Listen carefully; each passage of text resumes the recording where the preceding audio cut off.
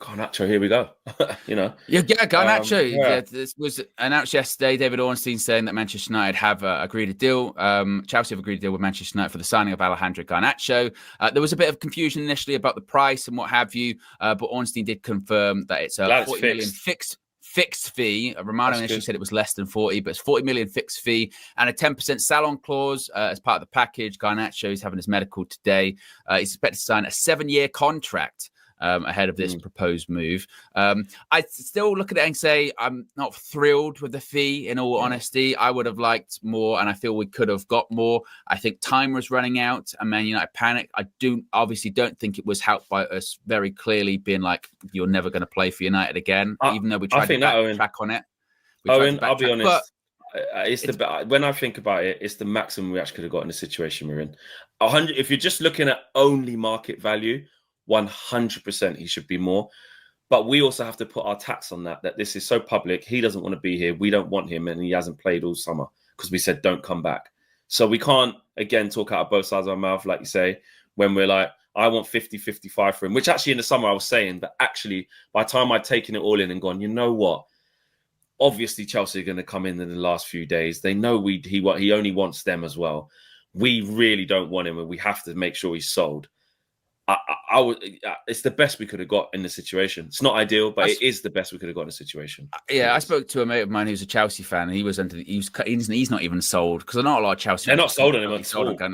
But I think a lot of them have sort of gone, 40 million. That's not too bad. They haven't paid a lot of money. I do think the salon clause will be beneficial, because even though he's got a 7-year contract, he's probably going to be gone in a couple of years at Chelsea, I think, anyway. And what Chelsea will he get sold for? He'll probably get sold for Chelsea, like they're good at selling, aren't they? They're good at selling. So I think, like you said, a couple of years, more time in the Prem, like 5 or 6 million.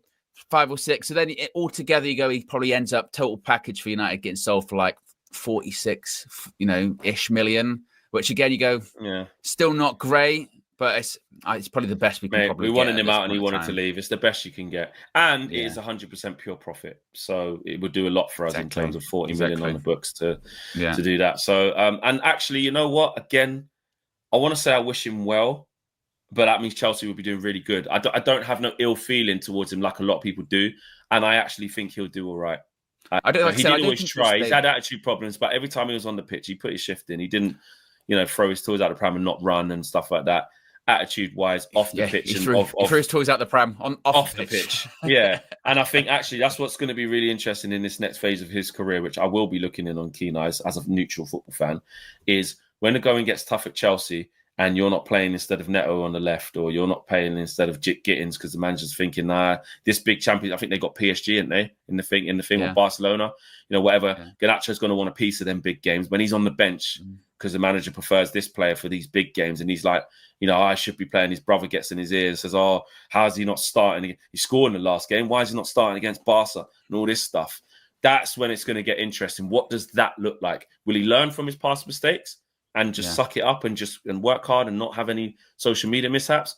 Or will it be the same thing? Like I said, I think he'll do well, but I think he won't be there for super long. I think Chelsea... Well, I think either he wants to leave or Chelsea will just probably get bored in a couple of years. They just like to fresh things up, get new people in. They just got that young Brazilian kid as well, haven't they? They got a lot of players. They got lots. They got lots of players coming. Yeah.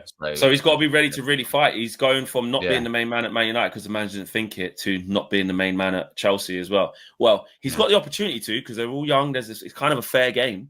Jamie Gittins shows what you got. Garnacho shows what you got. Neto's more established. Esteval shows what you got, and he has already. So it's fair game on the left, to be fair. It's an open shot for him. So go and make it your own and see. You've got Premier League experience, but you should be looking better than Jamie Gittins. That's for sure. So we'll see. JA says, point is, Cobby is getting hate from Amorim fans. Yeah, he is.